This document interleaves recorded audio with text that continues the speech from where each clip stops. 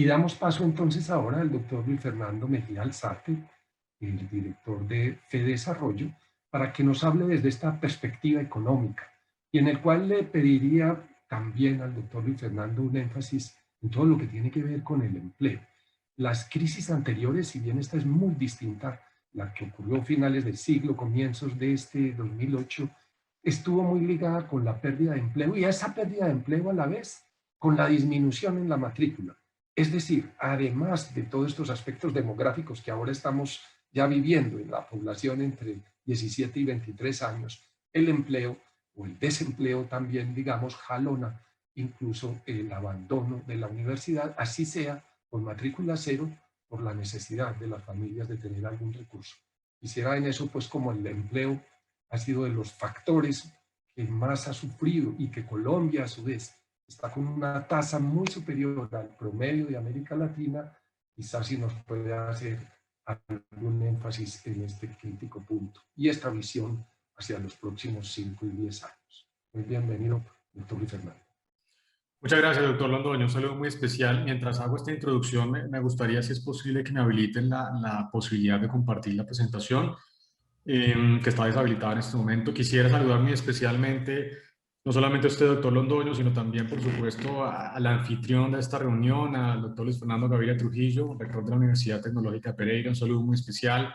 Un saludo, por supuesto, para todos los rectores que hacen presencia en este evento. Es la primera vez que hago parte de este evento anual que hace la SCUN, así que estoy encantado de estar con ustedes.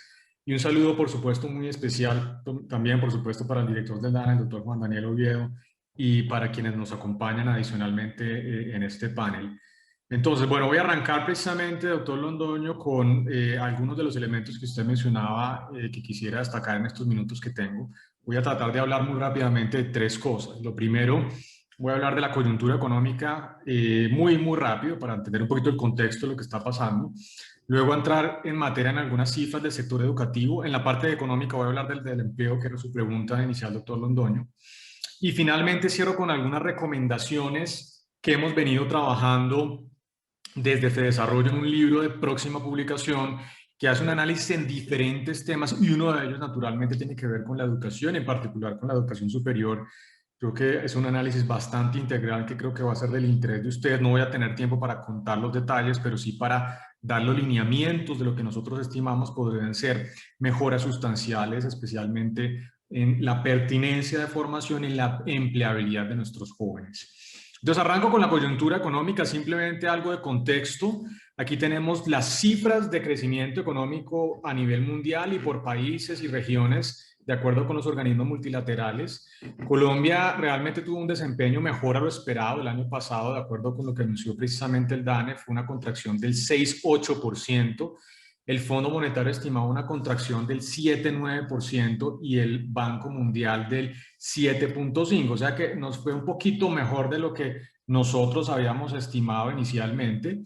Y eso es una buena noticia. Y vamos a tener una recuperación, la economía mundial también se recupera. Ustedes ven que el Fondo Monetario estima un 5,5% de crecimiento en este año, el Banco Mundial un 4%, y estima para Colombia un 4,6 y un 4,9. Ya les voy a contar nosotros qué estamos estimando de recuperación de la actividad productiva. Entonces, una caída muy rápida del crecimiento económico, una contracción de la actividad productiva, especialmente profunda en América Latina, Colombia más o menos en la mitad de la tabla en términos de la región, y una recuperación también importante, no tan rápida como la caída, pero al fin de cuentas una recuperación para este año 2021, lo cual es una noticia importante. En términos de qué pasó a lo largo del año, pues naturalmente la llegada de la pandemia tuvo un efecto muy grande de contracción de la actividad productiva. En abril tuvimos el peor mes, una contracción del 21,7%, lo cual es una cifra realmente extraordinariamente alta, pero a lo largo del año, luego de este precipicio que tuvimos, hubo una fase de recuperación que llegó hasta niveles de contracciones del 2,5%. El DANE estará anunciando el jueves las cifras de crecimiento para el mes de enero. Creemos que va a haber un retroceso, infortunadamente, en ese mes, a raíz de los confinamientos que se tuvieron que decretar en algunas de las ciudades principales, producto de las dinámicas de contagio en el inicio de este año. En términos de sectores, el sector que tuvo la peor contracción de la actividad productiva el año pasado fue la construcción, un menos 27,7%, El segundo sector con mayor contracción fue la minería con menos 15.7 y el tercero el comercio y transporte con un menos 15.1. El sector de la educación está en este sector que se llama Administración Pública, Defensa y Servicios Sociales. Ahí está la educación y la salud, que tuvo un comportamiento relativamente favorable, tuvo un crecimiento del 1% el año pasado, aunque ya vamos a ver que las cifras de ingresos para especialmente el sector de la educación superior fueron muy malas a lo largo del año pasado y seguramente sigue siendo malas a lo largo de este primer trimestre del año 2021. En términos de indicadores líderes, tenemos uno muy interesante que no es nuestro, pero que construimos con base en información de Google, que son indicadores de movilidad. Ustedes ven cómo las actividades secundarias y terciarias, es decir, comercio, industria y otro tipo de actividades terciarias han tenido unos repuntes importantes después de la crisis que tuvimos este pico de la pandemia en abril en materia económica. En enero ustedes ven aquí el retroceso en las cifras de movilidad. En este caso estamos hablando de movilidad para lugares de trabajo. En este caso estamos hablando de movilidad para tiendas y lugares de ocio. Recuperación luego de enero, pero esto muestra que seguramente cuando el DANE anuncie de nuevo el mes de enero no va a ser una cifra buena y el primer trimestre del año, infortunadamente, algo de retroceso frente a la recuperación del año pasado. Así que crítico para la recuperación, por supuesto, la no implementación de nuevas medidas de restricción a la movilidad, a la actividad productiva y, por supuesto, una muy eficiente primera fase de vacunación va a ser crítico para la recuperación de esta actividad. Esto en materia de pronóstico, nosotros estimamos que este año el crecimiento de la economía va a ser 4.8%, todos los sectores recuperándose de manera importante. Sin embargo, la Administración Pública de Defensa y Servicios Sociales, incluyendo la educación, va a tener un crecimiento por debajo de lo estimado para la economía como un todo, así que hay una cifra para de preocupación de todas maneras para el sector. En términos del empleo, y con esto ya paso a la parte de las cifras para el sector de la educación.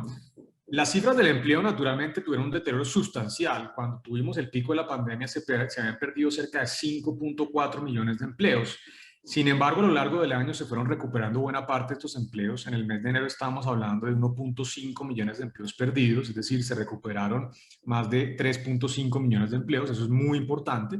Pero de todas maneras nos falta ahí camino por recorrer en materia de recuperación del empleo. Y les voy a mostrar un poquito las dinámicas, especialmente para los jóvenes, que como ustedes saben, infortunadamente no son buenas. Esta me la voy a saltar por temas de tiempo, pero aquí es la que les quería mostrar. Hay dos brechas importantísimas que se han abierto. Una, la que tiene que ver con el desempleo de las mujeres, que está esa brecha en máximos históricos, estuvo en agosto, niveles muy altos. Actualmente la tasa de desempleo de las mujeres está en 19.6% frente a una tasa de desempleo de los hombres del 11.1%. Así que esta brecha de género en la tasa de desempleo se amplió durante la pandemia. Y también, y de manera muy importante para el sector de la educación, y preocupante, por supuesto, la brecha en términos, las tasas de desempleo de los jóvenes han venido aumentando sustancialmente. Fíjense que en el pico de la pandemia tuvimos tasas de desempleo para los jóvenes cercanas al 30%. Ahora estamos en niveles del 21.6, 22%, pero siguen siendo cifras tremendamente altas y además más altas que las observadas prepandemia. En la prepandemia estábamos en niveles altos, pero menores a los que están actualmente, del 16-17%. Entonces, el deterioro, digamos, de la actividad productiva le ha pegado especialmente a las mujeres y a los jóvenes y es una preocupación muy importante que habla de nuevo de la importancia de discutir temas de formación para el trabajo y mejorar la pertinencia de la educación superior. Muy bien, ahora sí, entonces quiero en estos 3 minutos que me restan rápidamente mostrar algunas cifras específicas para el sector educativo. Lo primero, el crecimiento del subsector de la educación, que tuvo naturalmente una caída importante, especialmente en el tercer trimestre del año pasado, menos 0.5%, y luego una recuperación del crecimiento de apenas el 1.4%. O sea, fíjense que el sector de la educación venía creciendo en el 2019 en promedio al 4.9%, una cifra muy importante. El año pasado creció al 1.4%, o sea, una caída grande, sustancial en esa actividad del sector de la educación, lo que muestra, por supuesto, lo que ustedes están viendo seguramente en cada una de sus universidades, una menor dinámica de ingresos y también, por supuesto, de matrículas a lo largo de este año. Estos son los estudiantes. Me voy a pasar esto porque no quiero irme más allá de los 10 minutos. Quisiera entrar en esto que es los estudiantes en educación superior.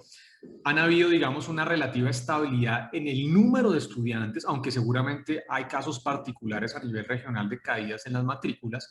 Lo que sí ha habido es un impacto sustancial en materia de ingresos. O sea que las universidades, de acuerdo con esta cifra, lo que han tratado es mantener a los estudiantes matriculados, no perder a los estudiantes, pero para hacerlo han tenido que introducir incentivos, ya sea de matrícula cero en algunas instituciones oficiales o incluso en algunas privadas, o reducciones sustanciales en el costo de las matrículas o también becas. Y eso ha generado una caída muy importante de los ingresos, que tuvieron un valle de menos 26% de caída en ingresos nominales, y estamos actualmente en un menos 9.6%. O sea que, de nuevo, se ha logrado mantener la matrícula. Seguramente no es el caso para todas las universidades, pero en el agregado más o menos se han mantenido. Pero la caída de los ingresos realmente ha sido sustancial, lo cual, por supuesto, es un problema muy importante de sostenibilidad para el sector. Otro punto antes de pasar a las recomendaciones y cerrar, un tema muy importante en esta coyuntura, y es que se ha venido acelerando todo el proceso de digitalización y de automatización. Con la investigadora Cristina Fernández de Desarrollo habíamos hecho un análisis de largo aliento de 18, 17 años de cómo ha cambiado el ingreso salarial, realmente la masa salarial, que es el producto de los salarios por los empleados por ocupaciones. Y ustedes ven aquí diferentes ocupaciones que van, digamos, de más altos cargos, directores, profesionales, hasta cosas que tienen, digamos, menor calificación. Por ejemplo, temas de cocina, limpieza, seguridad, construcción y demás. Y ustedes ven las barras que muestran para los sectores especialmente formales cómo ha sido el cambio de esa masa salarial. Los profesionales han venido aumentando la masa salarial, los directores unas caídas pequeñitas, pero estos sectores que están en la mitad han venido perdiendo masa salarial, es decir, han caído sus ingresos.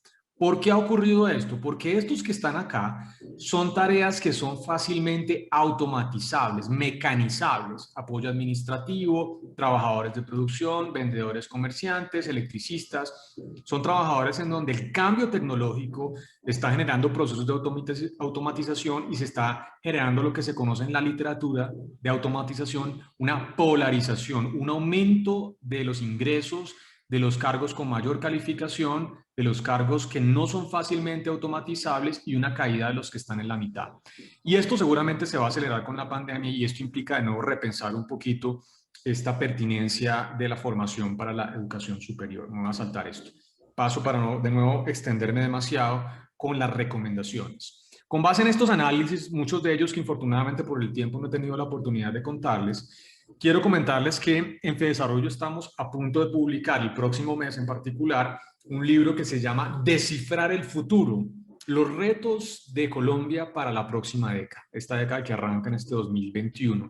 Naturalmente el COVID-19 ha generado algunos elementos muy importantes que están abriendo discusiones estructurales de cómo reformar algunos elementos de nuestra sociedad, de nuestra economía. Y el tema de la educación aquí es crítico, es absolutamente esencial. Y aquí voy a tomar algunas de las recomendaciones más importantes que están en ese capítulo de educación. Aprovecho para invitarlos, por supuesto, a que compren el libro que va a salir el mes de abril durante la Feria del Libro de Bogotá. Es un libro que en este capítulo de educación fue escrito por David Forero, Víctor Saavedra y Cristina Fernández, los tres investigadores de FEDesarrollo, expertos en temas laborales y de educación. Y voy a contarles muy rápidamente las recomendaciones de este estudio. Lo primero, naturalmente, la cobertura tiene que continuar aumentando. Eso es fundamental, especialmente la educación técnica, que tiene una salida importante en el mercado laboral, y hay que revisar el modelo de financiación del sistema para poder lograr, digamos, tener un modelo más equilibrado de financiación. Creemos que se debe establecer una agenda de pertinencia a la educación superior, porque en algunos casos, infortunadamente, hay retornos negativos a la educación superior. No es el caso, por supuesto, de las universidades acreditadas, de los programas acreditados, pero sí hay enormes problemas de instituciones no acreditadas y de programas no acreditados que están generando retornos negativos. Es decir, que lo que invierte una persona en tiempo y en dinero para formarse en educación superior no es compensado posteriormente en el mercado laboral, y por ende el retorno puede ser negativo. No es el caso de nuevo de las instituciones acreditadas, pero es un problema que está ocurriendo y que hay que resolver. Y hay elementos importantes: mejorar la pertinencia de la oferta educativa, que responda realmente a las necesidades del sector productivo, que fortalezca la capacidad de innovación.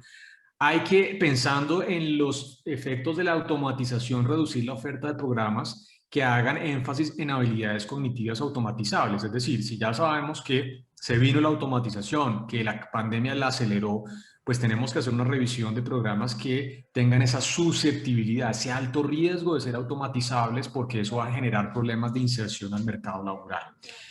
Y para alinear la concentración de la matrícula en áreas de conocimiento estratégica con los intereses realmente de los estudiantes y por supuesto de los demandantes del mercado laboral, hay algunas cosas que se pueden hacer en el corto y mediano plazo. En el corto plazo creemos que se puede aumentar la cantidad de docentes orientadores y esa capacidad de orientación en los colegios, ¿no? Cómo los estudiantes toman decisiones que realmente tengan un poquito más de información sobre su perspectiva, qué van a hacer después de estudiar esa carrera de educación superior y educación técnica. Eso es muy importante. Pero en el mediano plazo creemos que se puede implementar o discutir una reforma que permita buscar un poquito más de flexibilidad, teniendo carreras más generales, con un ciclo básico que podría ser común, que le permita tener un poquito más de información a los estudiantes antes de tomar una decisión definitiva. Todos sabemos, todos pasamos por esto cuando terminamos nuestro colegio, no sabíamos muy bien qué queríamos estudiar. Tal vez pasar un modelo en donde en los primeros meses o en el primer año hay algo más de generalidad para poder conocer un poquito más a fondo y luego tomar decisiones, podría ser importante para mejorar esa toma de decisiones de los estudiantes, que usualmente se toman con poca información. Y finalmente, y con esto cierro, naturalmente hay que continuar mejorando los sistemas de medición y de calidad. La propuesta concreta es crear un sistema de medición y aseguramiento de calidad de la formación para el trabajo, que debe basarse en la certificación de competencias específicas, competencias que tengan esa pertinencia para el mercado laboral. Naturalmente, la coyuntura actual, hay que hacer un plan de choque, de calidad y de cobertura que mitiguen los efectos de la pandemia. Hay que buscar a los estudiantes activamente para garantizar que retornen a las aulas. Hay que hacer un monitoreo constante con este tema de la brecha de equidad de género, especialmente a las mujeres que tienen infortunadamente unas cargas muy grandes en el hogar y que eso disminuye su participación en el mercado laboral y su participación en la formación para el trabajo. Hay que fortalecer estos modelos de tutoría y acompañamiento para el docente, y también ojalá el gobierno debería poder aumentar esos presupuestos para los programas de conectividad digital. La creación de una plataforma para la interacción y el aprendizaje conjunto de docentes puede ser interesante. Mucho de lo que puede funcionar realmente son experiencias exitosas que se aprenden. Así que esas plataformas de interacción pueden ser útiles para mejorar los procesos. Indudablemente es importante avanzar en la capacitación de docentes en ambientes virtuales. Estamos en la pandemia, no han abierto plenamente colegios ni universidades y hay que continuar fortaleciendo esas capacidades.